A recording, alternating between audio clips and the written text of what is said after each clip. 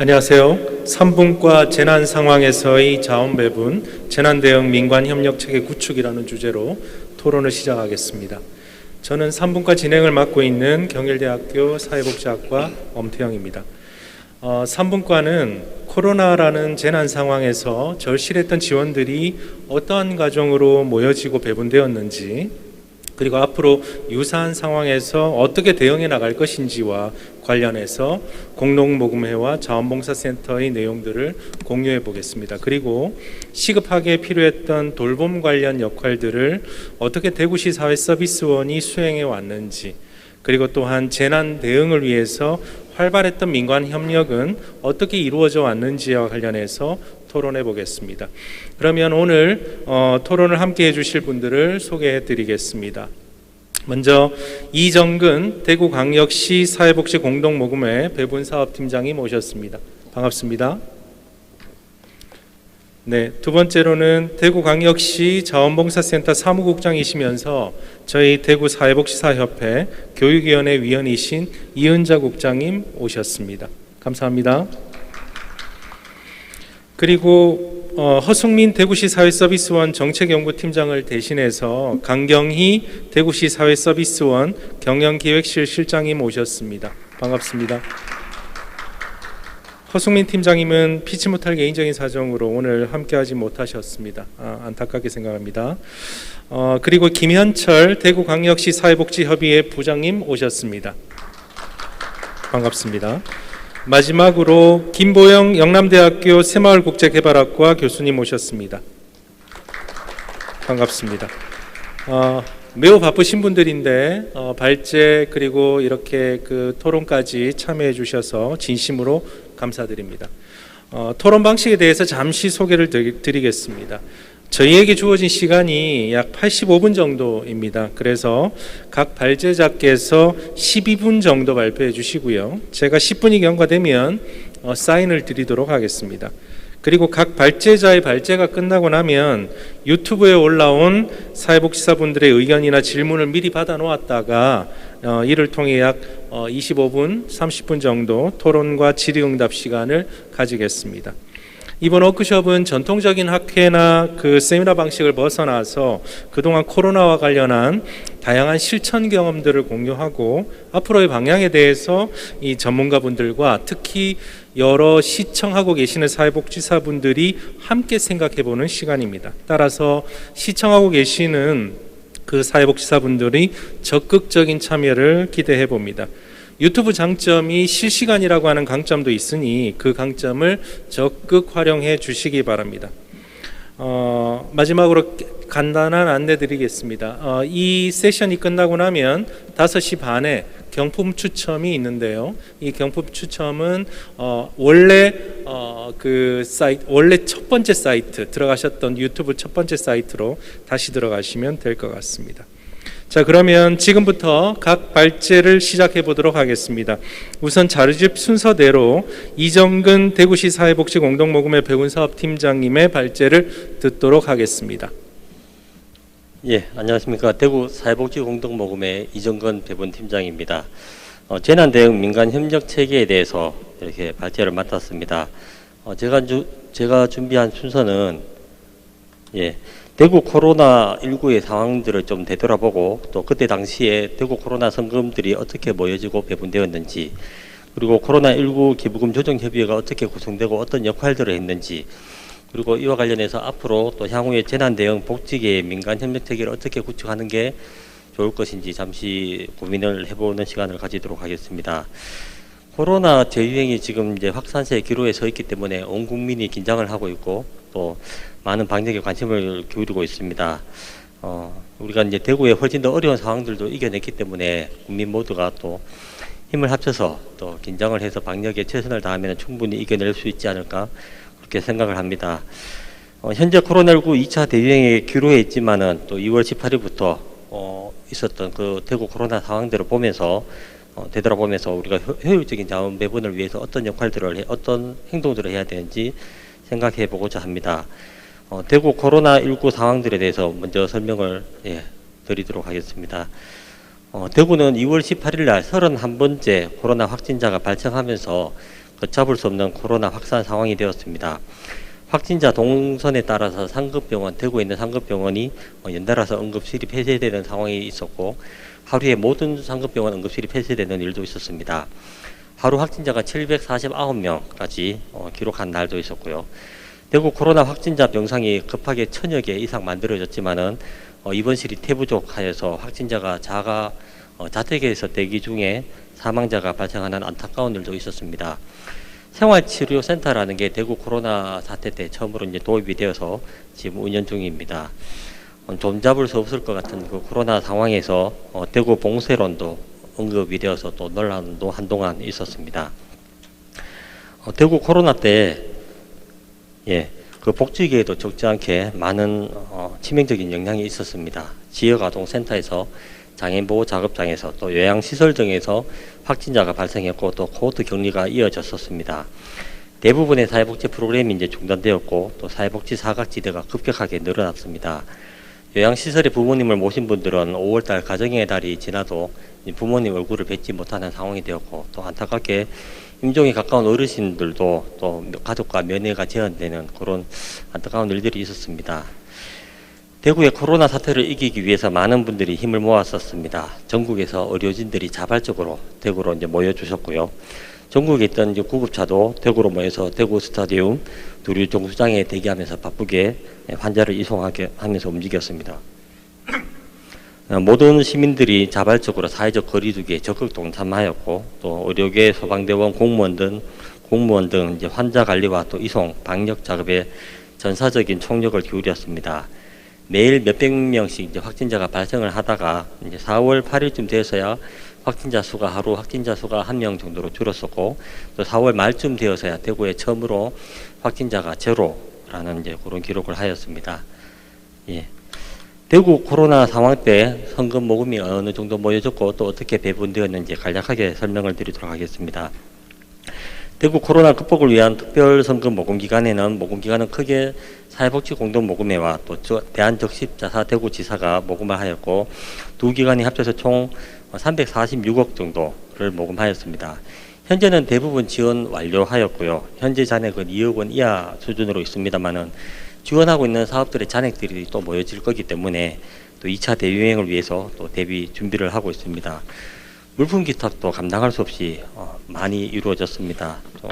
물품들은 전국에서 모여지는 물품이 대구 스타디움에 이제 모여져서 대구시 복지정책관실 그리고 사회재난과를 통해서 확진자를 치료하고 있는 병원, 그리고 보건소, 사회복지시설기관, 지자체를 통한 저소득층 및 기타 자가격리자 등에게 이제 지원이 되었습니다.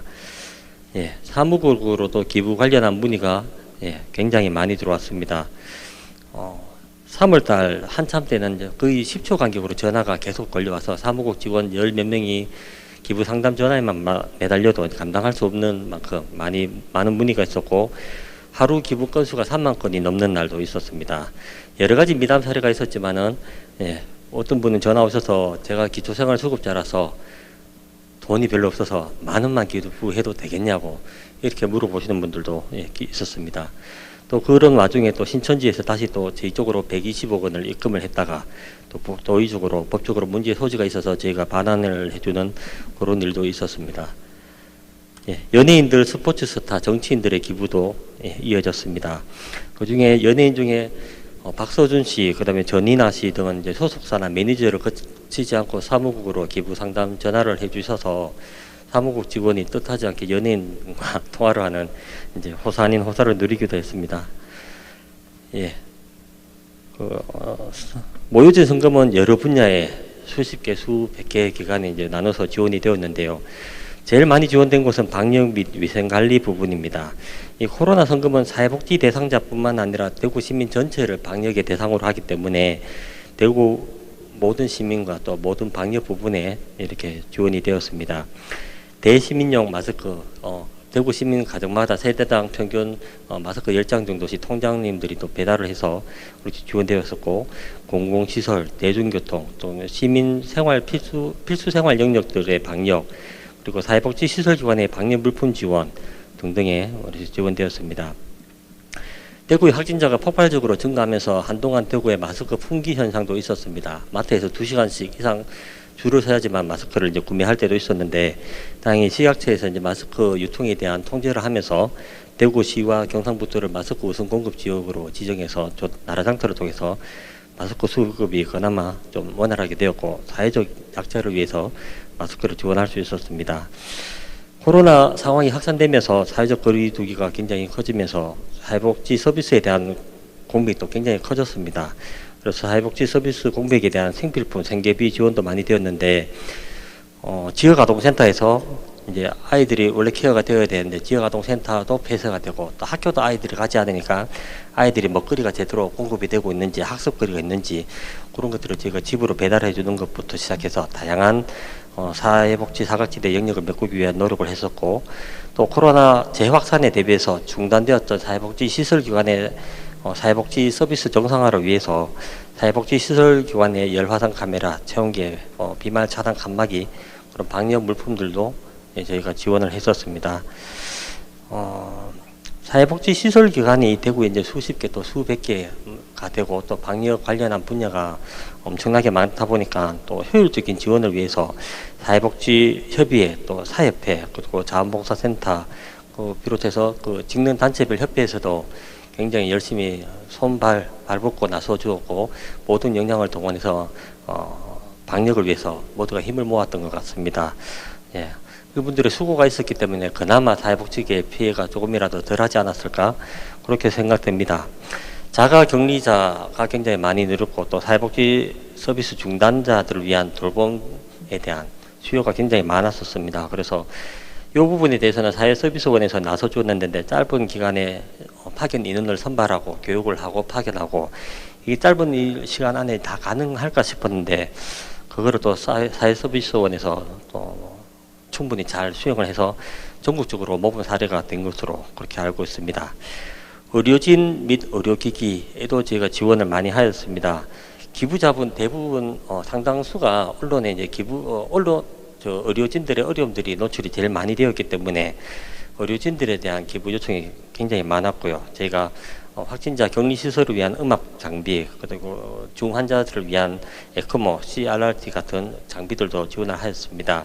그때 당시에 국립의료원이나 복지부를 통해서 수도권에 있는 장비들을 빌려오고 이제 수급을 했는데도 턱없이 모자라는 상황이어서 그래서 제가 지원을 했었고요. 의료진 보호용 방호복, 그 다음에 이제 구급대원을 위한 방호복, 선별진료소 보건소에 있는 분들을 위한 방호복도 지원을 많이 했습니다. 저희가 기부금을 조정할 때 대구시와 또 관계기관의 기부금 조정 협의회를 이제 구성을 하였습니다. 이게 민간 협력 체계 중에 한 사례로 또 될 수 있을 것 같은데, 저희가 이제 3월 10일쯤에 성금 모금을 하고 있는 모금회와 또 적십자와 또 시의 코로나19 대응 관련한 주무 부서 과장님들하고 모여서 기부금 조정 협의회를 어떻게 구성하고 어떤 방향으로 끌어가지에 대한 논의를 했었고, 그 이후에 1차, 2차, 3차, 4차 이렇게 여러 번 모여서 기부금 조정, 기부금을 어떻게 어디에 쓸 것인가에 대한 논의를 하였습니다. 기부금 조정 협의회 구성은 두 모금 기관과 또 시민 대표로 시의원 2분, 그리고 분야별 법조계, 복지계, 의료계 전문가분들, 대구시 관계자 이렇게 구성을 했었고요. 예. 기부금 조정 협의회에서는 기부금품의 중복 지원, 누락 뭐 이런 것들을 위해서 노력했었고, 또 여러 가지 효율적이고 신속한 지원을 위해서 논의를 많이 하였습니다. 금전적, 물적, 인적 자원 배분이 효율적으로 이루어질 수 있도록 그렇게 많이 노력을 하였고, 그나마 기부금 조정 협의회가 있었기 때문에 또 잘 효율적으로 배분될 수 있었던 부분들이 있는 것 같습니다. 예.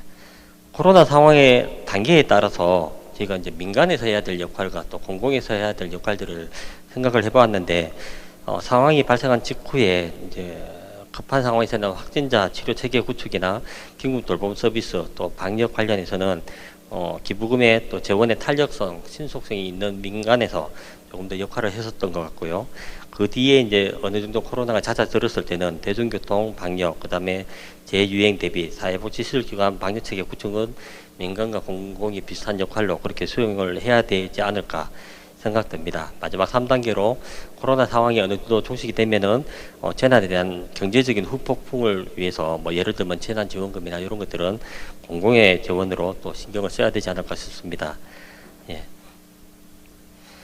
재난 상황에서 복지계 자원 배분을 위한 민간 협력 체계를 생각해 봤습니다. 뭐 여러 분야가 있을 거지만 복지 영역에 한해서 제가 고민을 해봤는데 제일 중요한 것은 저희가 이제 재난 정보에 대한 현황, 어느 정도 피해가 있었고 앞으로 또 어떤 피해가 예상되는지, 그리고 우리가 가지고 있는 공공 재원 또 민간 재원이 어떻게 있는지, 그리고 우리가 동원할 수 있는 전문 인력과 또는 자원봉사자들이 얼마나 있는지, 이러한 것들이 충분히 공유되고 또 서로 협조가 될 때 가장 효율적으로 재난 상황에 대해서 대응할 수 있지 않을까 생각이 됩니다.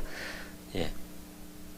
마지막으로 저희가 재난 상황과 물적 자원, 인적 자원에 대해서 뭐 예를 들어서 이제 쉽게 생각을 해보면은 대구광역시 그리고 모금기관, 그다음에 협의체 사협회 또 뭐 봉사센터, 직능단체들 협회 등이 모여서 이러한 것들에 대해서 상시적으로 또 신속하게 논의하고 공유해 보는 것들이 필요하지 않을까 생각되고, 또 이러한 조직체에서 제일 중요한 것 중에 하나가 이제 재원의 중복 지원이 되지 않도록 또 누락되지 않도록 또 협회나 직능단체나 우리가 그런 소속된 기관들이 아닌 사각지대가 발생하지 않도록 고민을 해야 될 것 같고요. 예. 그리고 이게 간염병 관련해서는 우리가 모여서 회의를 할 수 없기 때문에 이제는 지금 저희가 온라인 회의라든가 온라인 이런 행사들이 익숙해져 가고 있는 시점이지만은 이런 온라인 협의체들의 방법들에 대해서 저희가 충분히 검토를 해보고 활용할 수 있는 방안들을 좀 만들어야 될 것 같습니다. 예. 그리고 긴급한 재원 집행에도 불구하고 이제 국민 눈높이에 부합한 투명성, 신뢰 확보를 위해서 어떻게 재원을 배분할지에 대해서도 고민을 해봐야 될 것 같습니다. 지금 제2차 대유행을 앞두고도 또 코로나19 극복을 위한 범시민위원회가 이제 대구시를 중심으로 다시 가동이 되고 있는데, 이런 것들을 저희가 잘 활용한다면 한정된 자원 또 한정된 정보 속에서 훨씬 더 효율적으로 또 잘 배분할 수 있지 않을까 그렇게 생각합니다. 예, 이상입니다. 네, 감사합니다. 이정근 대구광역시 사회복지공동모금회 배분사업팀장님 발표를 들었습니다. 발표 내용을 들어보니 대구에 또 긴박했던 그런 여러 상황들이 다시 생각이 나는 그런 상황입니다. 그 과정에서도 자원 개발과 그리고 적절한 곳에 배분하기 위해서 노력하셨던 여러 가지 소중한 사례들, 그리고 마지막에는 민간 협력에 대한 여러 가지 제안점들도 주셨습니다. 진심으로 감사드립니다. 두 번째는 대구광역시 자원봉사센터 사무국장이신 이은자 국장님의 발표를 듣도록 하겠습니다. 예, 안녕하세요. 우선 자원봉사센터에서는 이 재난에 대응한다, 뭐 재난을 복구한다, 어떻게 보면 재난 자원봉사와 관련해서 그 행안부 소속의 그 직접적인 업무의 책임 기관입니다. 우선 제가 주어진 이 시간 안에 많은 사회복지사들과 공유하고 싶은 거는 이번 감염 어떤 재난이기 때문에 이 사회복지 기관들이 많이 고민하게 되고 함께 이제 어떤 발전 방안들을 논의하지만, 평상시 우리가 발생하는 뭐 수해나 이런 어떤 재난에서는 크게 이제 복구에 치우쳐서 우리나라가 재난에 대해서 고민해 왔던 거고요. 앞으로는 이제 다양한 재난의 형태가 일어날 거기 때문에 그 재난의 체계를 중점적으로 좀 소개를 드리면서 자원봉사센터와 행정이 어떤 그 민간 파트너십을 갖고 있는지, 그리고 사회복지계가 함께 어떤 고민을 좀 했으면 좋겠는지 이렇게 건의드리는 자리로 생각하겠습니다. 우선 첫 번째로는 여러분과 함께 나누고 싶은 이야기가 재난 체계는 무엇인가, 그리고 재난 체계가 과연 있는가, 아마 분명히 있습니다. 그리고 통합 자원봉사 지원단 이란 명칭으로 자원봉사 활동의 체계도 있습니다. 이제 그런 부분에 대해서 체계를 좀 잘 알게 되면 여러분들이 어떤 문제가 있을 때 그 체계를 이용할 수 있거나 좀 활용해서 자원을 고르게 우리가 분배할 수 있지 않을까 생각하고요. 그다음에 두 번째로는 이 주제에 맞춰서 자원 배분이 인적인 자원과 물적인 자원으로 생각했을 때 그럼 자원봉사센터의 사례는 어떤 것이 있었는가, 그리고 세 번째는 그 민간 협력에서 가장 중요한 거는 요즘엔 중간 지원 조직이라고 말하죠. 이 플랫폼의 역할들을 과연 지역사회 복지를 실천하는 기관들이 어떻게 해나가는가를 여러분들과 한번 논의하고 싶습니다. 그 첫 번째로 우선은 통합자원봉사단이라는 걸 간단히만 소개를 드리면, 여러분이 그 방송에서 뭐 중대본, 지대본 이런 이야기를 많이 들어보셨을 거예요. 그 자원봉사센터는 기존의 업무를 하다가 그 지대본에서 회의를 통해서 이것을 통합자원봉사 지원단으로 가동할 만큼 이것이 큰 규모다라고 판단되면 그것이 통합자원봉사 지원단으로 역할이 바뀌게 되고, 그렇지 않을 때는 현장 자원봉사센터의 역할을 그대로 수행하게 됩니다. 대신에 현장 자원봉사 센터의 역할이 기존의 어떤 서비스를 전달하는 그런 자원봉사 활동 일감을 연결하는 서비스를 넘어서서 실제로 재난 상황 시에 현장 총괄을 담당한다거나 구호 활동과 민원 지원, 그리고 이 수요와 피해를 조사하는 역할, 그리고 자원봉사자의 수요 관리와 홍보 역할까지, 그리고 더불어서는 자원봉사 교육, 그리고 안전 상해 보험까지도, 그리고 요즘은 의료와 심리 지원까지 역할을 강화하고 있고요.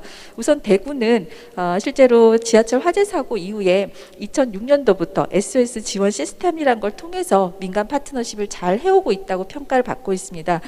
자화자찬은 아니지만 이 코로나를 이겨낼 때 관련 기관들과 많은 네트워크를 통해서 자원봉사센터로서 대응을 잘 했다는 평가를 받고 있습니다. 이것은 아마 기존에 저희가 사회복지 영역 그리고 시민사회단체 많은 직능들과 교류해 왔기 때문에 아마 서비스의 누수가 가장 적지 않은 도시였나 이렇게 생각합니다.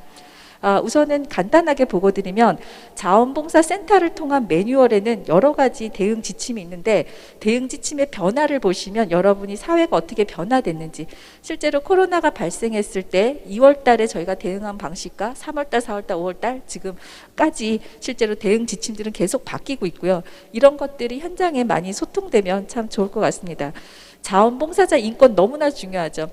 실제로 사회복지기관들도 휴관하고 사회복지사가 최소한의 안전장치를 확보한 가운데 서비스를 한다면 자원봉사 또한 그렇습니다. 그래서 다른 도시는 방역과 어떤 마스크, 공적 마스크 배분에 있어서 자원봉사자가 일감으로 했다면 대구는 그 부분은 이제 공공서비스에서 해결을 했었습니다. 지금 현재는 자원봉사 파트에서는 공적 서비스를 제외한 약간의 그런 사각지대 서비스를 찾아내는 역할들을 더 많이 하고 있고, 시민들이 범시민 운동으로 이 코로나를 이겨내는 역할을 할 수 있는 어떤 캠페인들, 그리고 온라인 자원봉사 활동, 그리고 재택 자원봉사 활동이라고 부르죠. 이런 활동들을 통해서 사회 참여가 위축되지 않도록 하는 것이 실제로 자원봉사의 목적입니다. 우선은 이 페이지를 보시면 그냥 아래 하단으로 잠깐 소개를 해드릴게요. 아주 대단한 조직 체계는 아니라고 볼 수도 있으나 재난이 발생했을 때 이번 코로나 때 이런 체계를 가지고 실제로 대응한 도시는 많지 않습니다. 가장 초기에는 저희가 대구의 기업자원사 협의체를 통해서 긴급 자금들을 받아서 실제로 어떤 대응들을 했었고요.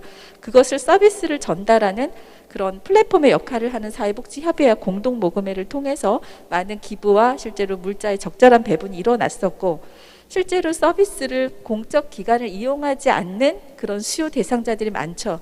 실제로 사회복지사의 영향력을 벗어나는 어떤 클라이언트들도 있습니다.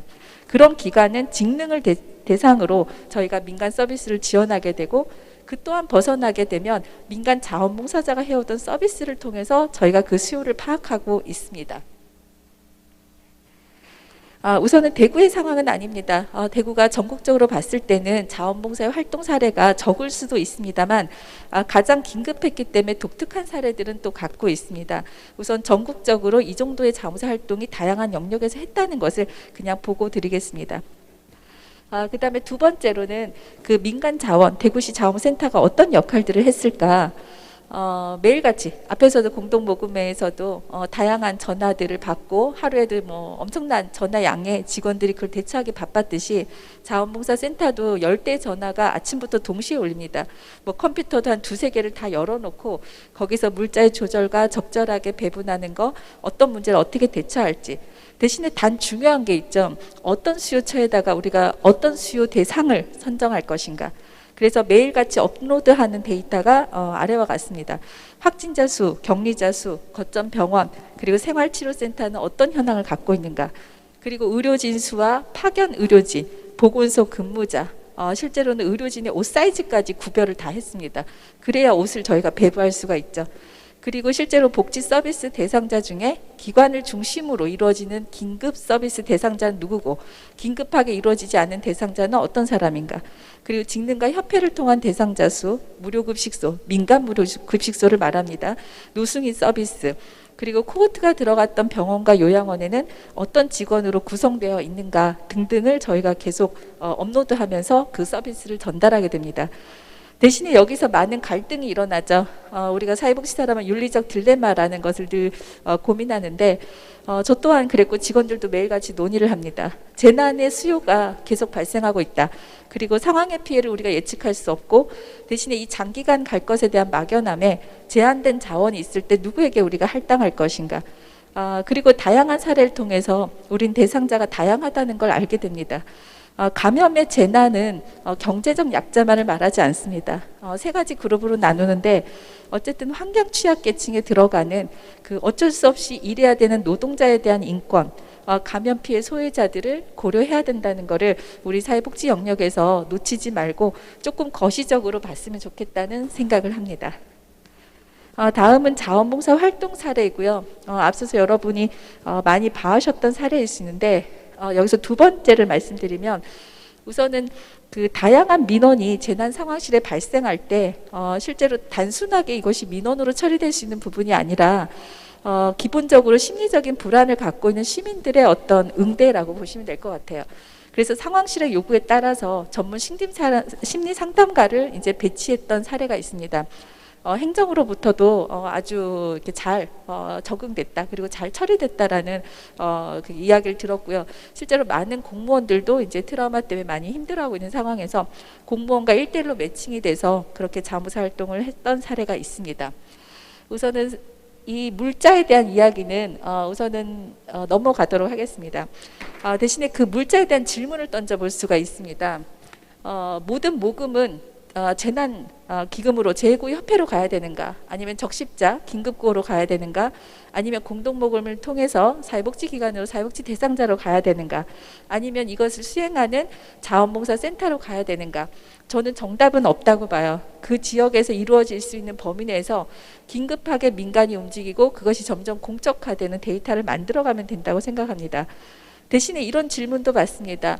재난은 회복력이 중요하고 마을 단위의 활동이 가장 필요한 활동입니다. 그걸 절대 놓쳐서는 안 되고 기관이 단독으로 독식할 수는 없습니다. 자원봉사센터 또한 많은 자원을 갖고 배분했지만 정말 시민들이 스스로 자립할 수 있는 만한 예산과 그 이후에 어떤 사업들을 만들어내지 못해서 그 부분이 차후에 공동모금이나 다른 기관에서 조금 더 많은 예산으로 우리가 마을 단위 지원을 할 수 있다면 대구가 어떤 회복력을 갖추지 않을까 싶습니다. 그럼 마지막으로 민간협력이 주제죠. 민간협력에서는 답은 어쨌든 민이든 관이든 플랫폼의 역할을 요즘은 해야 된다고 생각합니다. 그 플랫폼의 역할을 잘하기 위한 과제로 몇 가지를 제안 드리는 것으로 마무리하겠습니다. 첫 번째는 우선은 자원봉사센터를 기준으로 봤을 때 어떤 이 코로나가 발생했을 때 자원봉사센터라는 곳이 어쨌든 그 지역사회 내에서는 대표성을 가지고 또 신뢰성을 가지고 그것이 일을 할 수 있다는 믿음이 있었을 때 민간이 협력의 파트너로 가져갈 수 있습니다. 대신에 그러한 신뢰성은 그냥 조직적으로 법적의 근거에 따라서 만들어질 수 있는 게 아니라 평상시에 어떻게 업무를 해왔느냐에 따라서, 그리고 얼마나 그 기관이 기여했느냐에 따라서 그것은 관계 설정이 됩니다. 대구가 이렇게 빨리 소통할 수 있었던 건 정말 사전에, 그리고 늘 평상시에 많은 기관들이 소통을 워낙 자유롭게 하고 개방적인 어떤 업무 방식을 해왔기 때문에 이 코로나 때에도 어떤 의사결정과 자원 배분이 아주 적절하게, 시기적절하게 됐다고 생각을 합니다. 우선 두 번째로는 감염 재난에 대한 매뉴얼 구축인데요. 이 부분은 행안부에서도 고민을 하고 있습니다. BH에서도 직접적으로 지금 연구를 하고 있는데 어쨌든 고민하는 것은 이 부분이에요. 어떤 감염이 단일화할 수 있는 사건인가, 그 사례가 너무 다양할 거고 그거를 매뉴얼 했을 때 잘할 수 있는가. 우리나라는 매뉴얼이 의외로 미시적인 일본보다는 조금은 더 이렇게 넓게 잡혀 있어요. 대신에 시민들의 그 대응 능력이 대신에 더 뛰어난 어떤 국가로 인정받고 있습니다. 적절하게 필요한 것 같아요. 그 매뉴얼에 따라서 실제로 또 시민들의 적극성이 필요한 어떤 활동으로 대처할 수 있지 않아야 할까 합니다. 우선 세 번째로는 감염 전문 자원봉사단이에요. 제가 자원봉사단이라고만 표시했지만 우리나라는 법정으로 지정된 재난봉사단이 있습니다. 그거에 대한 통솔권은 행정이 갖고 있습니다. 대구시만이라도 앞으로 각각의 부서가 직접 오더를 내리지 않고 통합적인 오더를 내릴 수만 있다면 더 빨리 신속하게 우리는 긴급 복구를 할 수 있을 것이고, 여기에 사회복지사분들도 재난과 관련된 의무 교육 제도라든지 그런 교육들을 받아서 각각 기관이 대처할 수 있는 방식을 좀 더 행정 체계 그리고 법적 체계에 가깝게 일을 했으면 좋겠다는 것을 건의드립니다.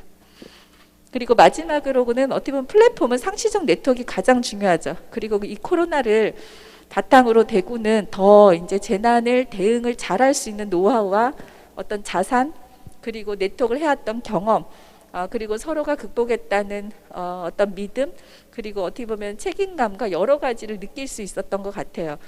그것이 자산으로 분명히 남을 거고, 대신에 그것이 그냥 성과를 보여주는 것이 아니라 많은 시민들과 소통해서 그것이 다시 시민으로 그리고 마을 단위로 소그룹 단위로 이것이 전파돼서 각각의 마을 단위에서 회복할 수 있는 문화를 만들어내는 것이 정말 마지막 전문가들이 해야 될 과제라고 제안을 드립니다.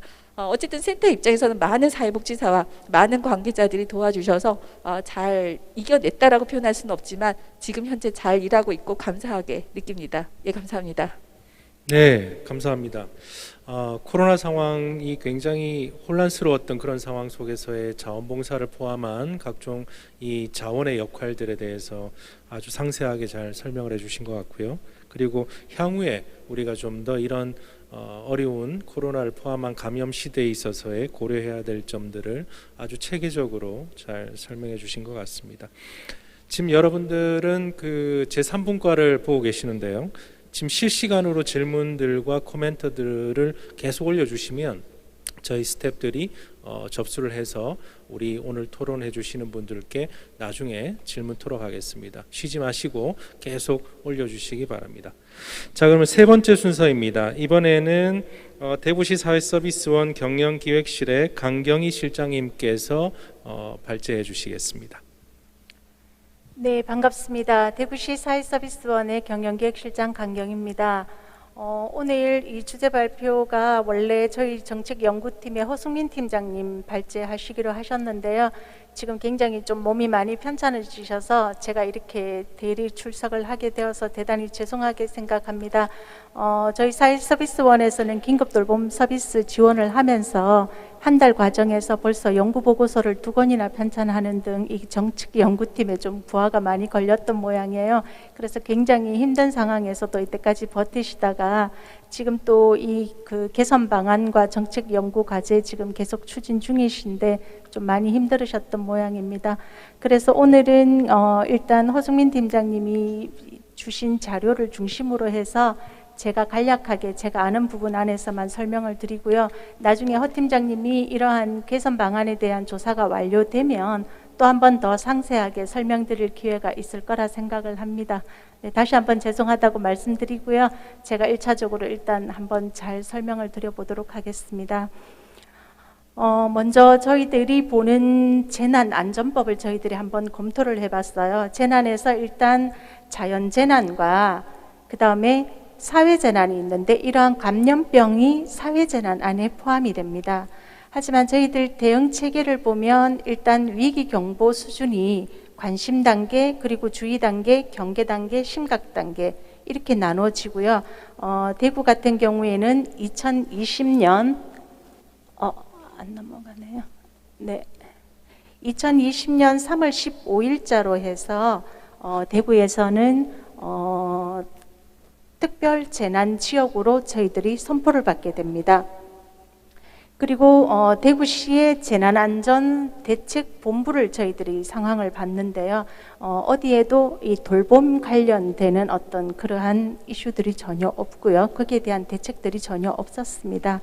이제까지 저희들이 전염병이라고 하면 신종 인플루엔자나 샤스 아니면 메르스를 거치면서도 계속 의료적인 분야는 굉장히 두각이 되었지만 그 피해를 입은 대상자에 대한 어떤 돌봄 이런 부분에 대해서는 아직까지 어느 누구도 필요성을 인정하지 못했던 부분이었다고 생각을 합니다. 근데 지금 저희 2020년 2월 25일 기준으로 해서 이 코로나가 굉장히 심각 단계로 접어들면서 어쨌든 여러 가지 문제가 발생을 하게 되었고 저희 사회서비스원에서 말 그대로 사회서비스에 관련되는 모든 업무를 저희들이 총체적으로 담당을 하다 보니 이런 쪽에 대해서 민원들이 접수가 되어서 저희들이 그 어느 누구보다도 빨리 그 필요성을 인지하게 되었던 부분들이고요. 인지를 함과 동시에 주변을 살펴보니 사회복지시설이나 이런 부분들은 다 휴관된 상태고 어느 누구도 움직일 사람이 아무도 없었던 겁니다. 그래서 저희들도 사실 사회서비스원이 신생기관입니다. 작년 3월 4일 날 전국 최초로 사회서비스원을 대구에서 오픈하면서 여러 가지 대구에 현안 문제가 많은 시설을 저희들이 위탁받아가 하는 것을 주 정점으로 잡았었지 이 사회서비스에 대해서는 본격적인 업무가 시작된 지가 사실은 얼마 되지 않았었습니다. 하지만 종합재가센터에서 그러한 돌봄 서비스 업무를 담당을 하다 보니 저희들이 이러한 사회 변화에 조금 민감하게 반응을 할 수 있게 되어서 굉장히 다행이라고 생각을 하고 있습니다. 저희들이 처음 시작을 했던 게 대구 지역 코로나19 환자 그 대구에 31번이죠. 전국에 31번이고 대구에 1번이었죠. 이분이 확진되자마자 2월 26일 날 벌써 600명이 넘어서 버리고요. 불과 며칠 후에는 2,000명이 넘어서 버렸습니다. 그래서 이러한 상황에서 어느 누구도 보지 않았던 이 자가격리자에 대해서 저희들이 관심을 가지게 되었고요. 그 자가격리자 현황 중에 전체적인 것을 보다 보니 이러한 돌봄이 필요한 취약계층이 굉장히 많았습니다. 왜냐하면 가족들을 중심으로 봤을 때 굉장히 건강하고 사회에서 활동을 하시는 분들이 모두 확진이 되어버리고 그 확진되신 분들이 갑자기 병원으로 입원을 해버리게든가 혼자 남으신 분들은 이상하게도 다 취약계층으로 분류되시는 분들이 혼자 남아서 자가격리자가 되어버린 거예요. 그래서 저희들이 처음에는 조금 의아해했습니다. 아니 취약계층들이 다 병원에 가셔야 되고 건강하신 분이 남으셔야 되는 게 아니냐라고 생각을 했었는데 저희들이 곰곰이 보니 이게 코로나 관련이 비말 접촉이 되다 보니 이 가족 구성원 중에서 같이 밥을 먹고 일상생활에 사회생활을 하시는 분들이 거의가 다 확진이 되고 주로 취약계층 장애인이나 치매 노인이나 영유아 이런 분들은 다 식사를 또 따로 별도로 이렇게 식사를 하시는 그러한 형태가 되다 보니 정말 돌봄을 받아야 되시는 분들이 다 자가격리되어 혼자 집에 방치되고 건강하신 분들은 다 확진이 되어서 병원에 입원하게 되는 그러한 상황이 발생을 하게 된 거죠. 그래서 저희 사회서비스원에서는 이러한 공약을 일단 문제를 우리가 먼저 봤기 때문에 그건 어떻게든지 지원을 해야 되겠다라는 상황이었고요. 저희들 내부 인력으로도 사실 인력은 얼마 없었습니다.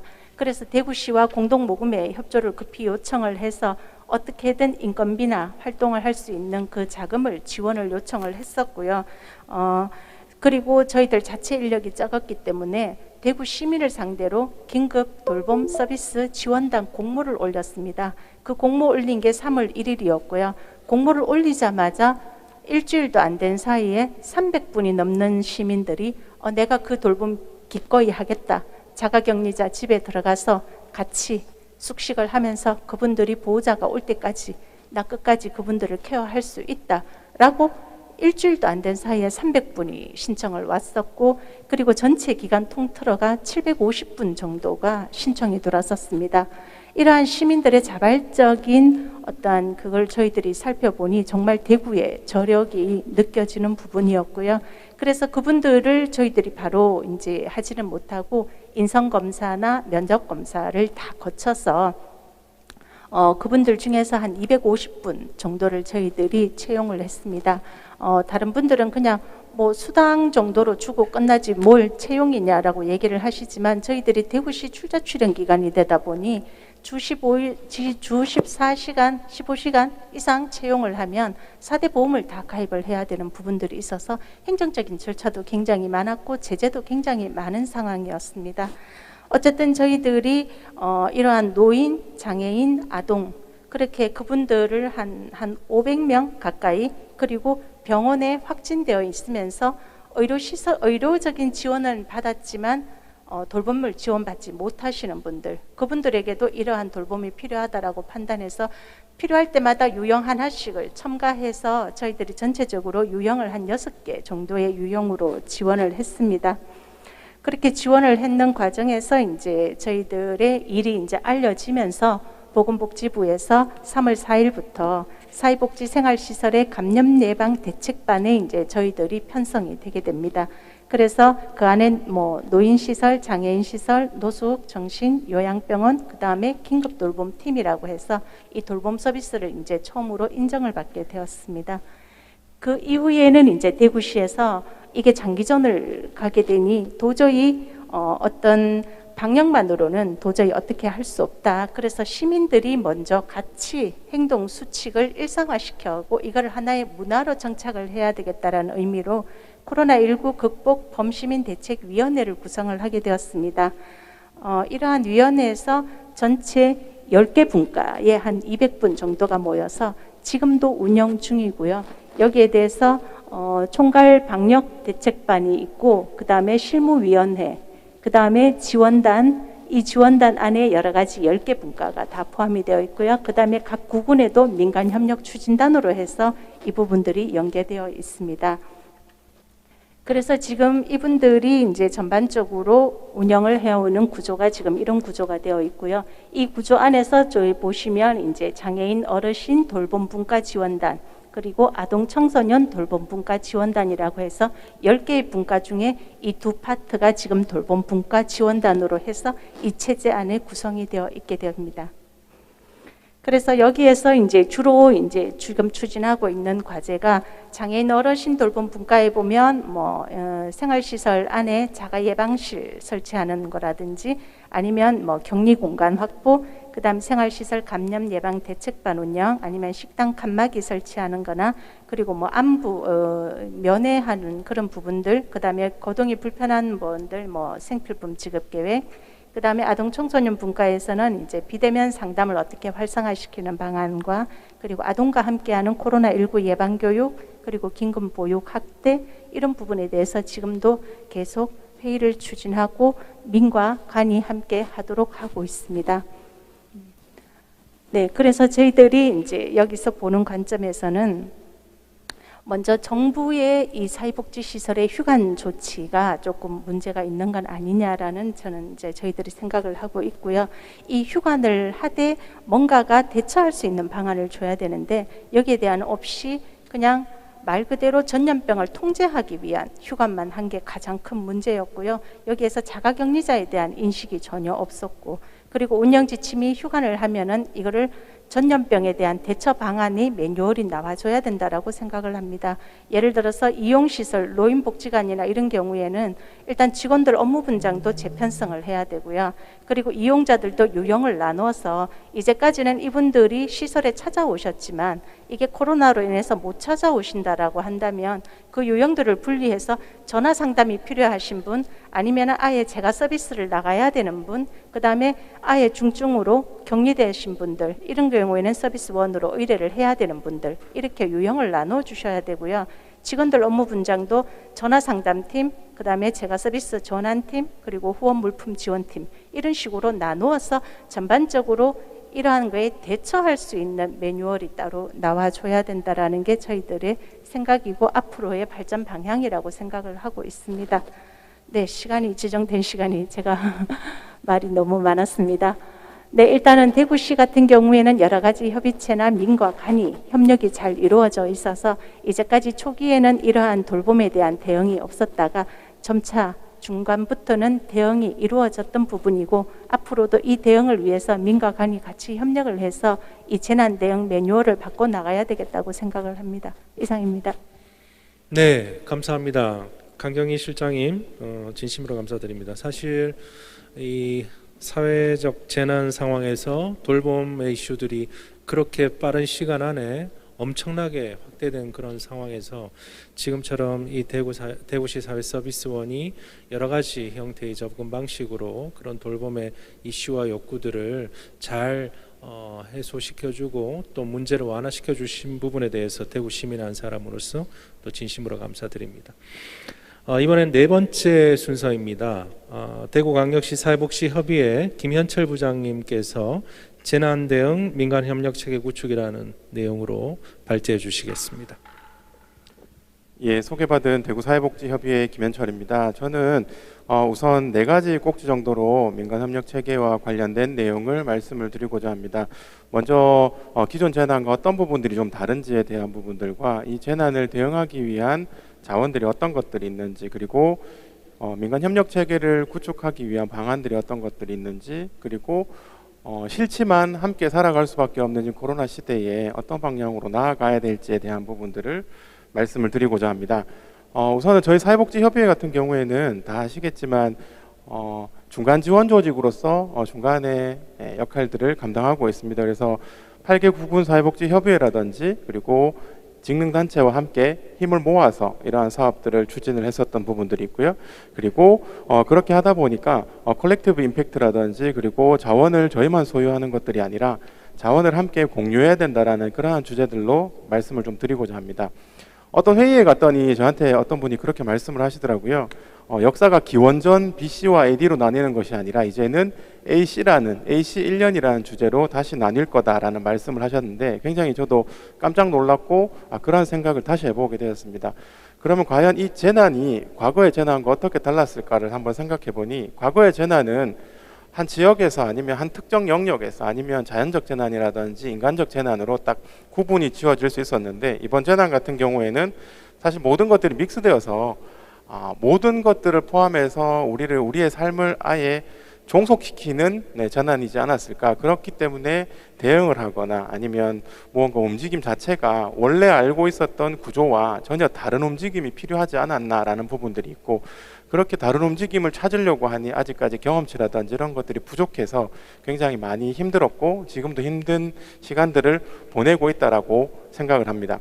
그러면 이런 그 재난에 대해서 대응을 하기 위한 자원들에 대해 어떤 부분들이 있냐라는 부분들을 한번 생각해 보면, 행안부라든지 이러한 자료들을 보면 이전에 여러 가지 리스크 상황에서 신속하고 정확하게 효과적으로 이러한 재난을 대응하기 위해서 여러 가지 장비나 인력적인 부분들을 갖추어 놓고 있다라는 자료들을 보았습니다.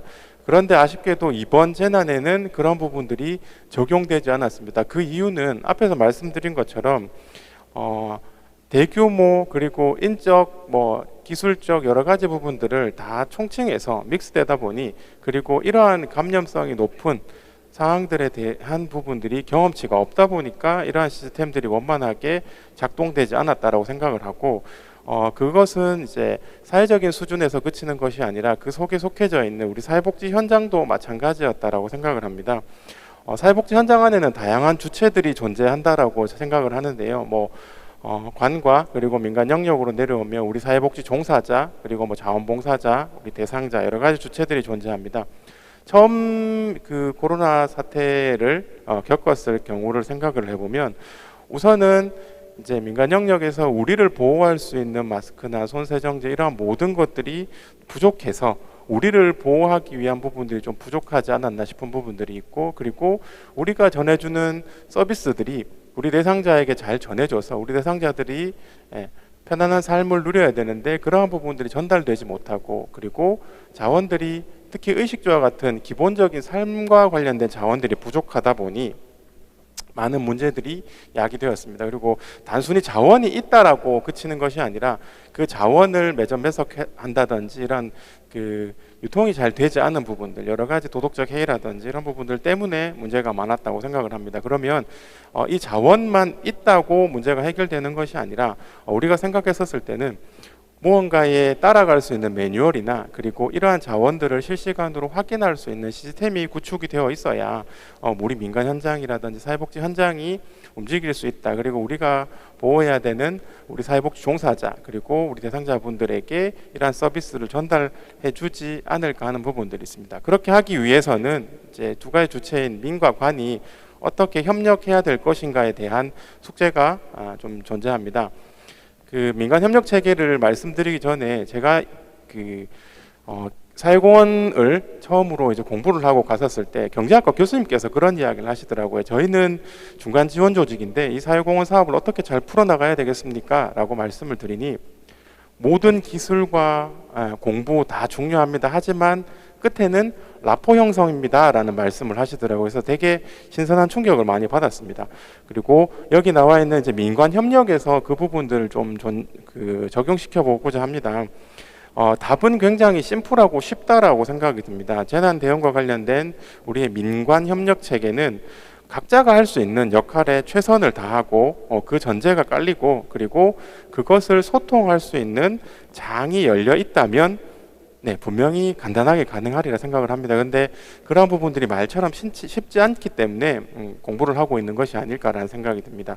저 이번에 코로나 사태를 겪으면서 몇 가지 사례를 좀 말씀드리고자 합니다. 우선은 대구시 복지정책관을 중심으로 한 우리 자원배분위원회가 별도로 구성되었습니다. 사회복지 현장 그리고 학계 전문가가 신속하고 효율적인 자원배분을 하도록 이제 저희 협의회를 중심으로 25개 직능단체가 함께 대구 스타디움에서 드라이브스루 방식으로 여러 가지 자원을 배분한 경험치가 있습니다.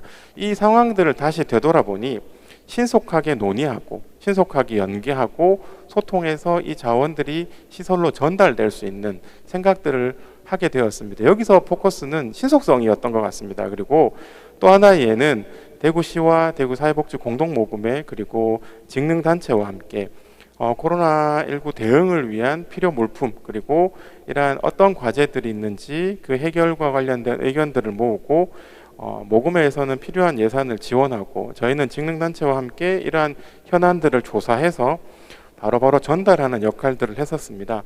이러한 것들을 생각해 보면 그 누군가는 컨트롤 타워 역할을 해서 이러한 연대가 무너지지 않도록 그리고 그러한 부분들을 풀어나갈 수 있는 신속성이 대처되어 것 같습니다. 그리고 두 번째는 대처 방법이 기록된 매뉴얼인 것 같습니다. 그 매뉴얼은 왜 중요하냐라고 생각을 해보면 사실 처음에 코로나 상황을 겪었을 때 각 휴관 상황에서도 사회복지시설들이 다 다른 상황을 다른 대응을 할 수밖에 없었고 그리고 이 감염병에 대한 전문가의 의견이라든지 이런 매뉴얼 배포 여러 가지 방법들에 대해서 정확한 대응책이 나와 있지 않았기 때문에 우리 관에서는 할 수 있는 전문가의 의견을 빨리 모으고 그거는 이제 민에 신속하고 정확하게 배포되어서 그러한 부분들을 적용시키는 정확성에 포커스를 좀 맞춰야 된다는 생각이 듭니다. 그리고 세 번째는 사회복지시설 위기관리 시스템과 같은 뭔가 체계적인 시스템이 필요합니다.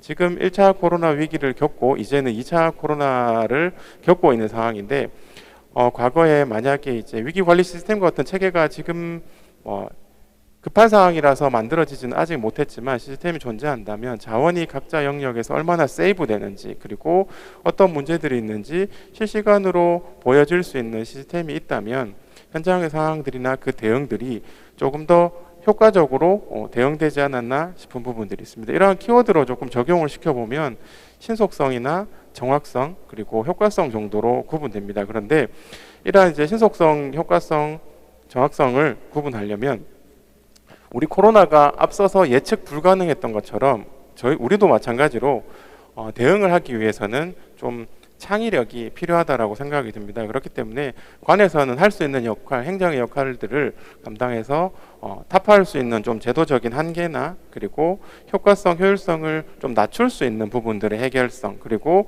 우리 민에서는 실제적인 경험치를 활용해서 다양한 아이디어를 제시해서 컬렉티브 임팩트로 문제를 조금 해결할 수 있는 방법들이 필요합니다. 그리고 여러 가지 온오프라인 회의를 통해서 그냥 사라지는 회의들이 아니라 빅데이터 시대를 살아간다라고 말만 하는 것이 아니라 그런 자원들이나 데이터들을 축적시켜서 활용할 수 있는 방법들이 필요합니다. 그리고 네 번째 이제 마지막으로 싫지만 이제는 함께하는 위드 코로나 시대로 가야 된다라고 생각을 합니다. 이제 코로나가 저희 삶에 깊숙이 들어와 있고 그리고 백신이나 치료제가 개발되기 전까지 함께 살아가야 되는 부분들에 대해서 대응을 해나가야 되는데 대응을 하기 위해서 저희 협의회는 중간 지원 조직으로서 역할을 다 하려고 마음을 먹고 있고 노력을 하겠습니다. 그런데 그 대응을 하기 위해서 아까도 말씀드린 것처럼 없던 리스크가 생겼고 경험해보지 못한 리스크가 생겼습니다. 그러면 우리의 대응도 생각지 못한 반짝이는 아이디어가 조금 나와야 된다고 생각을 합니다. 그 속에서 대응 방법에서 민과 관이 협력할 수 있는 방법적인 측면으로 공유경제라는 부분들을 한 번쯤은 생각을 해보았습니다. 우리가 이번에 코로나 사태를 겪으면서 함께 사용할 수 있는 자원들이 만약에 있다라고 하면 어떤 사회복지 기자재 창고라든지 이런 부분들에 대해서 민간이 아이디어를 내서 가져가고 그것들을 행정에서 풀 수 있는 관에서 규제나 지원들을 해주면 이러한 열린 제도를 통해서 문제를 조금 더 효율적으로 해결하지 않을까라는 부분들이 있었고요. 그리고 민간의 힘을 모으는 것처럼 기업들도 많은 힘들을 모았습니다. 우리나라 예는 아니지만 미국의 사회공헌 활동들을 생각을 해보면 루이비통이나 불가리가 손세정대를 만들고 구찌가 마스크를 만들어내는 부분들, 그리고 3D 시스템즈라는 회사가 우리 의료기기와 관련된 부품을 만들고, 그리고 우리 대구 경북에서 있었던 일이죠.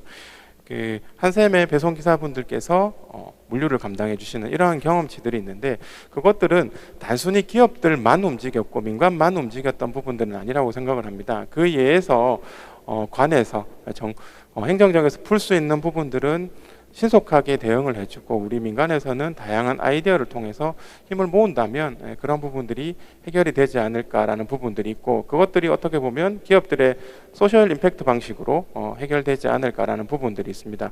그리고 기업들이 또는 이제 민간 영역에서 하는 부분들, 그리고 기업들이 기업들끼리 모으는 부분들을 여러 가지 연계의 힘으로 벤치마킹 한다면 민과 관이 어떤 함께 제도를 만들고 또는 제도를 타파하고 그 수정된 제도를 가지고 민간에서는 빨리 현장에 적용을 시키고, 또는 그 제도를 고치는 부분들에 있어서 다양한 아이디어를 낸다든지 이러한 부분들이 가속화된다면 민과 관이 협력을 해서 우리가 겪고 있는 이러한 리스크나 이러한 상황을 이겨낼 수 있으리라고 생각을 합니다. 그리고 나아가서 우리 사회복지 현장의 이제 민간 협력 사례가 단순히 의료적인 부분이 아니라 이러한 코로나 사태를 겪으면서 사회복지 현장의 대응들이 조금 글로벌 모델로 알릴 수 있는 기대가 되면 좋겠습니다. 이상입니다. 네, 감사합니다. 대구광역시 사회복지협의회 김현철 부장님이셨습니다. 감염의 시대에 자원과 관련한 여러 가지 민관 협력 방안에 대해서 굉장히 많은 이야기들을 해주셨습니다. 향후에 민간 협력 방안에 대해서 좀 더 고려해야 될 점들을 우리가 살펴볼 수 있었습니다. 지금 앞서 네 분은 실천 현장의 전문가 분들이라고 한다면 이제 학계가 어떻게 이 감염의 시대에서 민관 협력 그리고 자원 배분에 대해서 바라보고 있는지에 대한 생각들을 좀 들어봤으면 좋겠습니다. 김보영 영남대학교 새마을국제개발학과 교수님의 발제를 듣도록 하겠습니다. 예, 반갑습니다.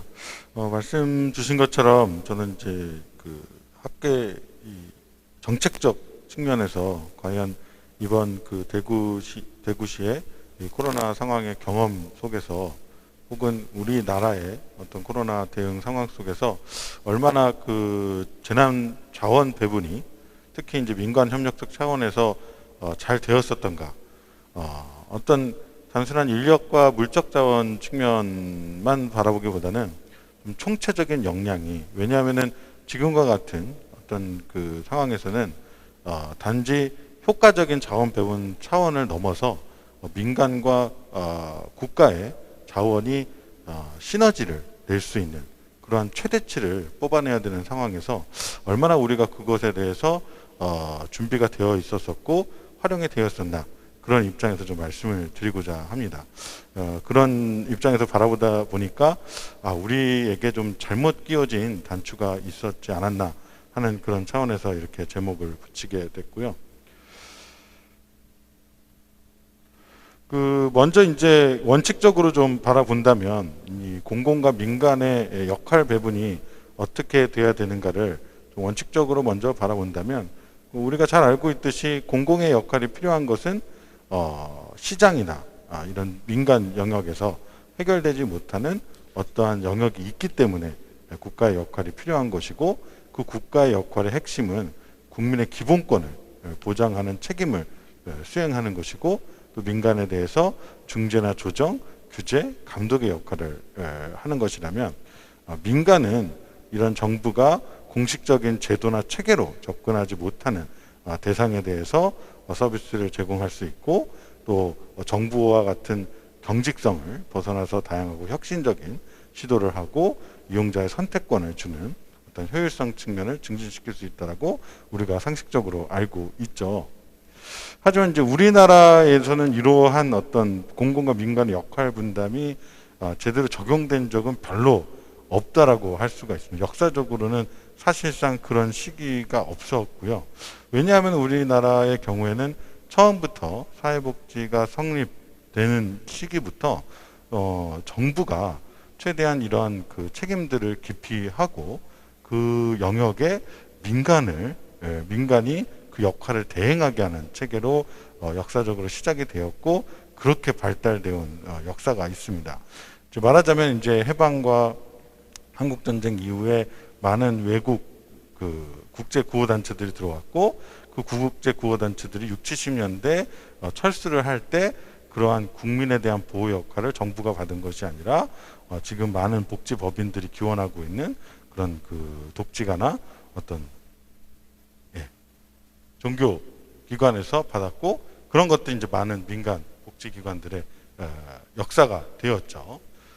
제도적으로 사회 서비스를 확대하는 과정에서도 국가가 어떤 그 공적 제공을 책임지기보다는 어떤 민간의 경쟁 문제로 환원하는 문제가 있었었고 최근에 들어서 시군구에 희망복지지원단이 설치가 되고 이 공공 사례 관리가 도입이 되면서 국가의 역할들이 계속 확대되는 가운데서도 그거에 대한 지원 내용들이 어떤 공적 급여가 제대로 제공되기보다는 좀 그 사회 관리사분들이 정말 열심히 뛰어서 민간 자원을 개발해서 지원하는 그러한 구호행정 체계가 아직까지 좀 존속하고 있다는 점을 볼 수가 있습니다.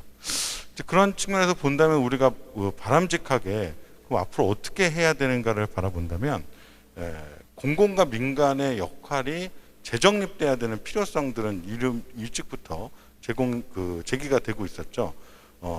공공 즉 국가가 먼저 책임져야 되는 부분을 기본적인 욕구, 그러니까 국민의 생명과 안전 그리고 건강한 성장과 발달에 있어서 필수적인 기본이 되는 부분에 대해서 국가가 확실히 제도적으로 좀 책임을 져주고 그리고 이 민간 영역이 활용돼야 되는 부분들은 그러한 기본적 욕구가 예방되거나 완화될 수 있는 뭔가 선제적으로 개입되고 다양하고 창조적으로 개입돼서 향후에 더욱더 커다란 그런 욕구나 문제들을 좀 완화하거나 예방할 수 있는 이런 사회 투자적 영역이 민간이 주로 해야 되는 역할이다. 이렇게 할 수가 있습니다. 만약에 우리가 이러한 어떤 기본적인 체계를 갖고 있다면 어떠한 위기 상황이나 재난 상황이 발생했을 때 공적 그 제도적 체계는 일종의 안전장치로서 위기에 빠진 사람들에게 대해서 어떤 자동적 개입이나 급여권이 부여가 되는 그런 부분들이 있고 그리고 민간들은 그것에 대해서 자율적으로 그 빈 부분들을 보다 창조적이고 선제적으로 개입되는 그러한 역할들이 자동적으로 부여될 수가 있었겠죠. 그렇게 한다면 우리가 얘기하는 어떤 공공과 민간의 역할 분담 과정 속에서 정말로 국민의 기본적 권리와 어떤 그 권리가 안전적으로 안정되게 보장이 되고 그의 빈 틈들을 민간이 적극적으로 메워서 최선의 결과를 낼 수 있는 그런 시너지를 기대할 수 있었을 겁니다. 그럼 과연 그러한 어떤 그 이상적 어떤 지향, 우리가 해야 될 지향들에 있어서 코로나19 상황에서 과연 공공과 민간은 어떻게 역량들을 발휘할 수 있었는가를 살펴본다면 여러분들이 이제 초기에 우리나라의 K방역의 성공의 사례에서 보이듯이 공공은 굉장히 효율적으로 효과적으로 움직였다라고 평가할 수 있을 것 같습니다. 질병관리본부를 정점으로 해서 지자체의 적극적인 협력 아래에서 굉장히 신속하게 진단하고 격리하는 그러한 그 전략이 효과적으로 작동을 했었죠. 또한 대구 사회서비스원 사례를 오늘 발표를 해주셨지만 어떤 그 공적 돌봄 기관으로서 굉장히 모범적인 대응을 해주셨고요. 하지만 민간은 어떠했는가를 살펴본다면 현장에서 많은 노력과 현장에서 그런 그 시도들 그런 것들이 있었지만 전체적으로 본다면 예를 들어서 제도적 사회 서비스 영역에서는 이용자가 서비스를 거부 좀 기피하거나 아니면은 제공기관이 그런 감염의 위험 때문에 기피해서 돌봄이 방치되는 경우가 이제 수시로 발생을 했었고요. 여러 번 언급이 됐습니다만 지역사회 이용기관은 전면적인 휴관 조치가 내려졌습니다. 그래서 알아서 자체적인 어떤 그 아이디어를 짜내고 역량을 짜내서 알아서 어떤 긴급 돌봄을 수행해야 되는 상황이었고요. 경우에 따라서는 그 지자체에서 만약에 니네들이 그 운영을 어떻게 하고 프로그램을 운영하다가 코로나가 발생하면 그에 응당한 책임을 져야 한다라는 그 위협을 받는 사례들도 심심찮게 들렸습니다. 생활시설 같은 경우는 다른 분과에서 논의가 되는 것처럼 예방적 코호트 격리라는 그런 명분으로 생활인과 그리고 거기에 종사자들이 사실상 감금이 되는 그런 상황들도 있었고 면회조차 금지가 돼서 정말로 심각한 그런 인권적 상황들도 발생했다라고 볼 수가 있죠. 그럼 왜 이런 그 상황들이 발생을 했을까 생각을 해보면 일반적인 재난 상황에서는 전에 발표하신 분도 말씀하셨듯이 재난이 발생하고 복구의 역량이 집중되는 그런 패턴을 보였습니다. 하지만 코로나19 상황에서는 지금까지도 재난이 계속해서 진행되는 가운데 그 피해에도 대응해야 되는 굉장히 독특한 상황을 가지고 있는 것이죠. 그러다 보니까 이전의 재난 상황에서는 재난이 발생한 다음에 복구에 총력을 집중하면서 어떤 그 많은 역량들이 자연스럽게 시너지 효과를 가질 수 있는 그런 상황들도 있었는데 이번에는 민간의 경우에는 이 공공에 의해서 통제 대상으로 먼저 접근이 되는 그러한 상황들을 경험하게 되었습니다. 그래서 이제 코로나 상황에 대해서 여러 가지 복지 욕구들이 나타납니다. 감염병으로 인한 어떤 경제적 피해, 그리고 또 생활시설, 특히나 이제 감염병에 취약한 고위험군이 밀집된 시설, 그리고 취약계층 같은 경우는 더 많은 고립과 타격을 받게 되고 또 많은 사람들이 이 코로나로 인한 심리적 문제들을 겪게 되는데 여기에 다양한 서비스들이 결합되는 상황에서 시설은 오히려 격리의 문제를 겪게 되고 많은 이용시설들은 그냥 휴관에 직면하게 되는 이런 그 상황들을 경험했던 것이죠. 그래서 생각을 해보면 과연 공공과 민간이 정말로 효율적으로 효과적으로 자원이 배분되었느냐 그런 역량들이 그렇게 작동을 했느냐를 보면은 굉장히 회의적인 생각을 가질 수밖에 없고 공공은 1차적으로는 민간을 통제적으로 바라보는 관점들이 반영이 되지 않았나 하는 부분이 있습니다. 또 민간도 보조금을 주로 받는 기관이다 보니까 소극적 순응에 그칠 수밖에 없었던 그런 사정이 있었던 것이죠. 그래서 우리가 이제 지향해야 되는 것은 공공의 경우에는 동원형 여론 수렴과 같은 그러한 거버넌스가 아니라 실질적으로 민간이 참여해서 결정권을 공유할 수 있는 민관 거버넌스 체계를 고민해야 될 것입니다. 예를 들어서 시군구마다 이미 지역사회보장협의체로 해서 주요한 민관 기관들이 다 참여하고 있는 거버넌스 체계가 있죠. 이러한 위기 상황에서는 어떠한 규정이나 지침이나 이런 것들을 먼저 내세우기보다는 같이 머리를 맞대고 각각의 역할들을 어떻게 수행할 것인가를 논의하고 예를 들어서 지금 이용시설 같은 경우는 기존의 사업 예산들을 쓸 수 없는 상황에서 그러한 그 예산들을 유연하게 풀어준다든지 하는 방식들로 훨씬 더 효과적인 그 논의를 할 수 있을 것입니다. 그렇게 해서 정부는 가장 기본적인 긴급하고 필수적인 개입에 중점을 두면서 민간은 지역사회 안에서 관계 단절이라든지 고립의 문제를 훨씬 더 능동적으로 대응할 수 있는 그러한 역할들을 효과적으로 배분하는 노력들이 필요하고, 이러한 과정들을 통해서 우리가 이전에는 굉장히 모호한 그러한 민관 역할 배분 체계를 갖고 있었다면, 이번에 위기 상황을 통해서 제대로 공공이 우선해야 될 역할과 민간이 정말로 역량을 발휘해야 되는 그런 부분에서 역할을 수행하는 그런 새로운 전형들을 만들어가는 계기가 되면 훨씬 바람직한 변화가 될 수 있지 않을까, 그렇게 기대를 하면서 발표를 마치도록 하겠습니다. 감사합니다. 네, 김보영 교수님 감사합니다.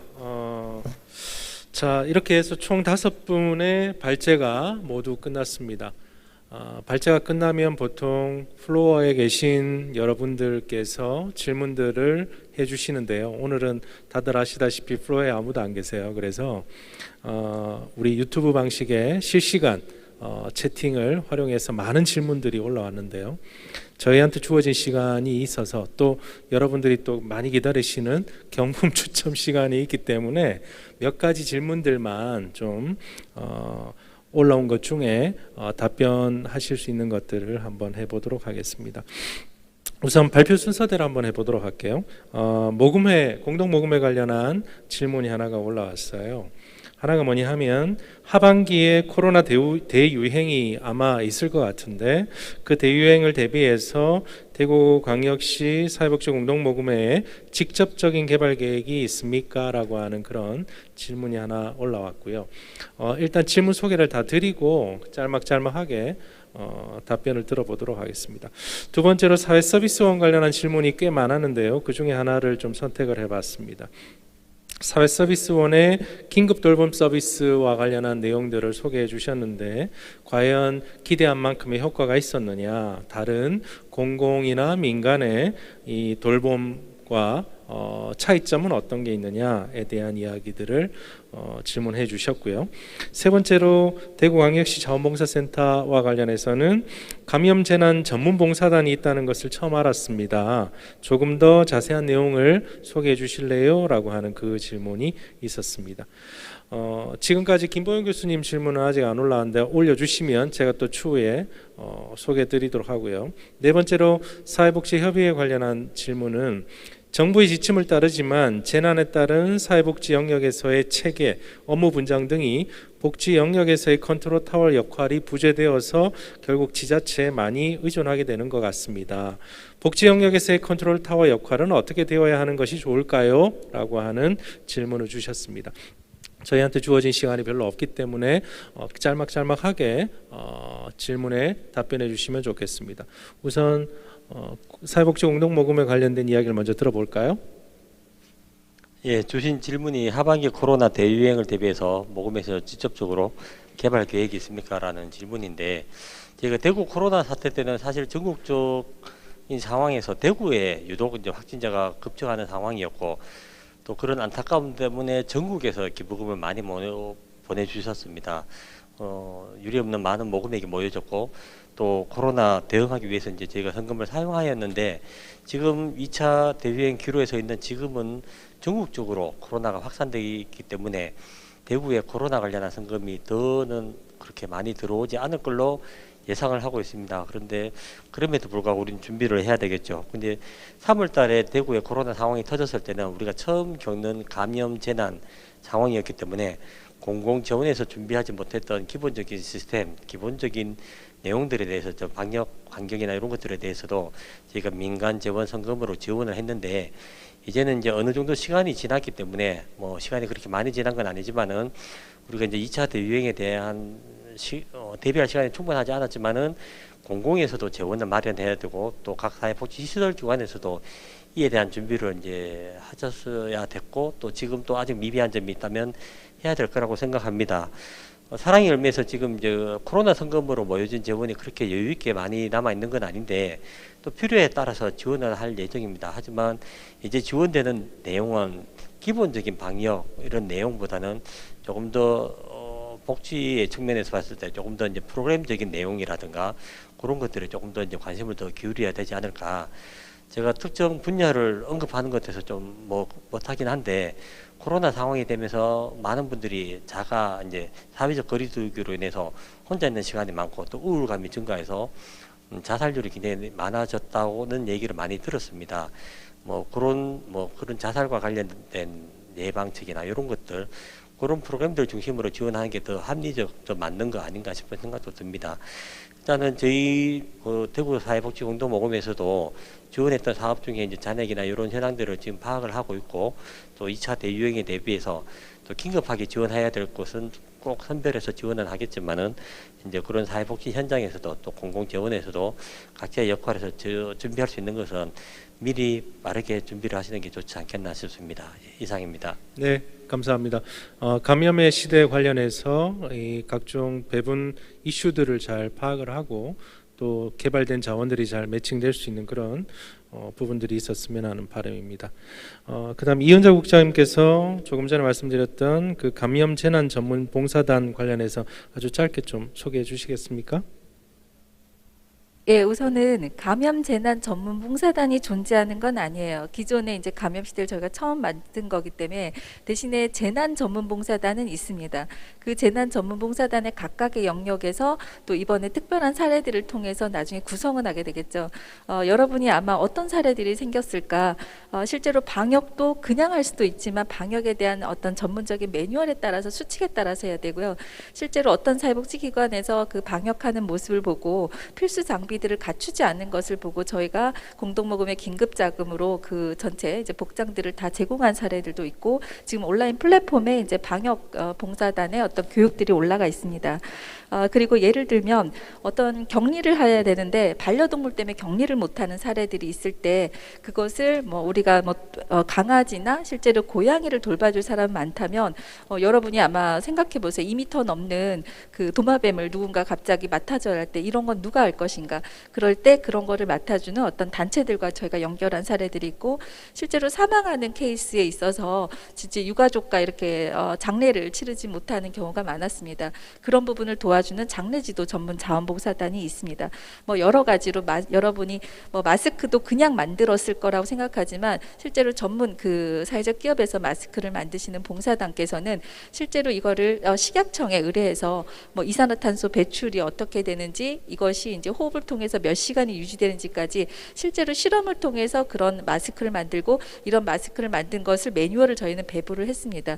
그래서 실제로 다양한 사례들이 어떤 감염 시대에 전환돼서 그런 전문성을 갖출 것 같고요. 우선 가장 쉽게 간단하게 말씀드리면 재난 때 대피할 때 가장 무엇을 챙겨갈 것인가? 만약 지금 감염은 대피는 아니지만 대피할 때 무엇이 필요할까요? 라고 물으면 서구적인 어떤 재난의 교육에서는 성인은 책을 가져가고 아이들은 애착 인형을 가져가라고 합니다. 실제로 이런 것을 통해서 이번에 감염 때 저희가 봉사활동으로도 그 아이들 어린이 연합회와 소통해서 놀잇감을 배부하는 걸 했습니다. 시민들의 전반적인 심리에 전문적으로 다가가는 봉사단이 암으로 구성되지 않을까 기대합니다. 예, 감사합니다. 네, 감사합니다. 세 번째 사회 서비스원에 있어서 긴급 돌봄 서비스 관련한 질문에 대해서 강 실장님께서 답변해 주시기 바랍니다. 네, 이 돌봄이 기존 민간과 공공에서 시행해 오는 돌봄과는 저희들이 시행한 이 긴급 돌봄은 조금 차이가 있습니다. 왜냐하면 바이러스 전쟁 시에 저희들이 투입이 되었던 부분이고요. 이 자가격리라는 거는 집 안에서 다른 사람과의 접촉을 다 금하진 법적인 어떤 감염병의 조치이기 때문에 거기에서 누군가가 접촉을 한다면 나올 수 없는 상황입니다. 그래서 혼자 사시는 치매 노인분들이 혼자 방치돼서 식사도 하시지도 못하고 어떠한 의료 혜택이나 전혀 받으실 수 없는 상황이었기 때문에 그러한 과정에서 이러한 긴급 돌봄을 하시겠다라는 분들이 사명감을 가지시고 방호복을 입은 상태에서 투입을 하셔서 24시간 보호자가 올 때까지 같이 케어를 했는 케이스고요. 이러한 케이스가 효과가 있었나 없었나를 따지는 것은 조금 의문이 들고요. 왜냐하면 저희들이 하나의 바이러스 전쟁을 치른 거였고 그 전쟁 시에 어떠한 활동에 대해서 잘했냐 못했냐를 전쟁 후에 다시 평가하는 것은 옳지 않은 부분이라고 저희들이 생각을 하고요. 저희들이 한 5개월 동안 뭐 노인, 장애인, 그리고 아동들, 그리고 영유아, 그리고 사회복지시설에도 종사자가 확진돼서 빠지면 그 부분을 저희들이 대처를 하고요. 어떠한 병원이나 이런 간호조무사 분들이 또 대처하는 그런 부분들을 다 해서 저희들이 한 2만 건 넘는 건수가 대체가 되었고요. 이러한 건들로 인해서 정말 그나마 코로나에 인한 피해가 조금 더 축소되지 않았나 하는 그런 생각을 하고 있습니다. 네, 이상입니다. 네, 감사합니다. 네 번째로 사회복지협의회 김현철 부장님께서 컨트롤 타워 이야기 조금 전에 질문 드렸던 그 내용으로 답변 주시기 바랍니다. 네, 컨트롤 타워 같은 경우는 굉장히 어렵습니다. 그리고 지금 재난 상황의 컨트롤 타워는 신속성이 꼭 담보가 되어야 된다는 생각이 듭니다. 그리고 뭐 정확성이라든 효과성이 더 따라와야 된다고 생각을 하고요.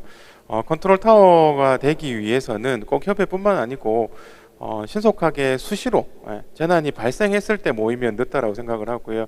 수시로 소통할 수 있는, 그리고 정확하기 위해서는 한 직능단체나 한 종의 시설들도 빠짐없이 모든 기관들이 참여할 수 있는 소통의 채널이나 창국 아니면 무언가 회의장이 마련돼야 된다는 생각을 하고요. 그리고 마지막으로 효과적으로 이러한 해결책 아니면 뭐 어떤 분장들이 체계적으로 이루어지기 위해서는 각자의 직능단체나 기관들이 가진 리스크나 아니면 각자의 가진 자원들을 모두 오픈해 두고 어떤 공이 결정할 수 있는 그러한 이제 기본적인 조직이 필요하다라고 생각을 합니다. 그렇기 위해서 수시로 모이는 무언가의 협의회 아니면 무언가의 회의, 그리고 아까 말씀드린 한 직능이나 빠짐없이 포괄적인 이러한 선행적인 과정들이 좀 필요하다라고 생각이 듭니다. 이상입니다. 네, 감사합니다. 마지막으로 김보영 교수님께 질문이 하나가 들어왔어요. 그 잘못 끼워진 단추를 고쳐야 하는 위기에 대해서 요즘 절실히 느끼고 있습니다. 이 장기적 재난 상황의 그 연장이 아니라 민간의 서로 간의 인식 전환이 필요한데 이 부분에 대해서 좀 더 자세한 설명이나 아니면 방법이나 이런 것들을 좀 부탁드린다는 질문이 올라왔습니다. 김보영 교수님. 네, 마지막이라도 질문이 들어와서 다행이고요. 굉장히 좋은 질문을 해주셨습니다. 저도 아무도 질문 안 하면 이 얘기로 했었는데요. 민간 관의 관점의 변화가 다 필요한 것 같습니다. 왜냐하면은 말씀하셨듯이 이것은 이제 빠른 시간 내에 끝날 리도 없고요. 그리고 이 이후에 삶은 굉장히 달라질 거고 지역사회 복지의 모습도 굉장히 달라질 수밖에 없다는 생각입니다. 이제 그런 차원에서 생각을 하면 관의 입장에서는 아까 말씀드렸듯이 이것을 단순히 통제하고 억제해야 된다는 목적의식만 앞서서 활용해야 되는 민간 자원까지도 그 통제와 억제의 대상에 넣어버리는 그러한 오류는 이제 그만해야 되겠다는 생각이고요. 그리고 위기 상황이면 위기 상황에 맞게 그동안에 경직되었던 지침이나 규정들 그리고 예산의 조건들도 과감하게 풀어주고 그래서 민간의 역량이 실제적으로 발휘될 수 있도록 적극적 조치들을 좀 고려하는 것이 필요하다라고 생각을 하고요. 민 같은 경우도 아무래도 그동안에 이제 보조금 아래서 평가받고 감독받는 거에 익숙하시다 보니까 이러한 그 상황에 대해서도 그러한 통제에 익숙하신 경향도 없지는 않은데요. 그런 것들에 대해서 보다 적극적인 목소리를 내셔야 되지 않을까 하는 생각입니다. 그러니까 어떻게 보면 굉장히 큰 위협이거든요. 이렇게 휴관하고 몇 달이 있어도 괜찮았다면 그 근본적으로 나중에 그럼 이용시설들의 역할에 대한 질문들을 받을 수밖에 없습니다. 그렇다면 그전에 했던 그러한 프로그램들이나 사업들의 유용성 앞으로 더욱더 강화해야 될 사업들에 대해서 심각한 고민이 좀 필요하다고 보고요. 그러한 측면에서 이번에 사회서비스원이 공적 역할을 수행을 적극적으로 한 것처럼 민간이 공공과 다르게 적극적으로 수행돼야 되는 역할, 앞으로 강화해야 되는 역할에 대해서 적극적으로 모색하고 실제로 지금 위기 상황에서 실천하는 사례들을 자꾸 만들어가는 것들이 굉장히 중요하다고 생각을 합니다. 네, 감사합니다. 네, 좋은 말씀 감사드립니다.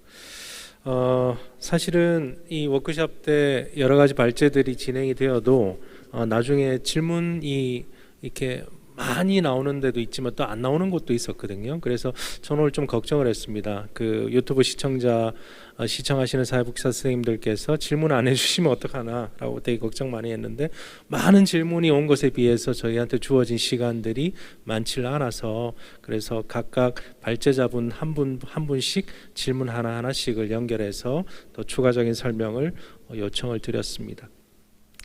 자원과 민관 협력 체계라고 하는 우리 제3분과의 주제는 사실상 이 감염의 시대에 안정적인 사회복지 실천들이 이루어지기 위해서 매우 중요한 전제라고 저는 생각을 합니다. 그래서 그동안에 그 대구광역시가 경험을 했던 수많은 그 어려운 과정, 그리고 그 어려운 과정을 잘 그 나름대로 극복할 수 있었던 어떤 자원과 민관 협력 체계의 소중한 경험들을 바탕으로 해서 앞으로 계속 나타나게 될 다른 이 감염과 관련한 여러 가지 측면들, 또는 재난과 관련한 측면들에 있어서 그 경험들이 소중하게 사용되기를 저는 진심으로 바라고요. 그리고 지금이 사실은 새로운 시작점이라고 생각을 합니다. 모든 게 새로 이루어지고 있습니다. 우리가 뉴 노멀이라고 보통 이야기를 많이 하지 않습니까? 그러니까 새로운 시작들. 오늘 이 워크숍의 형태도 사실은 많은 우여곡절이 있어서 걱정을 많이 했지만, 그래도 제가 볼 때는 굉장히 원활하게 잘 진행이 된 첫 번째 이런 온라인 워크숍이 아닐까라는 생각이 듭니다. 그래서 오늘 발제를 해주신 여러 선생님들, 전문가 선생님들 진심으로 감사드리고요. 그리고 끝까지 저희 3분과에 남으셔서 이 많은 발제들과 질문들과 코멘트를 주신 우리 사회복지사 선생님들께 진심으로 감사를 드립니다. 오늘 제3분과 재난 상황에서의 자원 배분, 재난 대응, 민간 협력 체계 구축에 대한 모든 내용은 여기에서 마무리하도록 하겠습니다. 진심으로 감사드립니다. 감사합니다. 수고하셨습니다.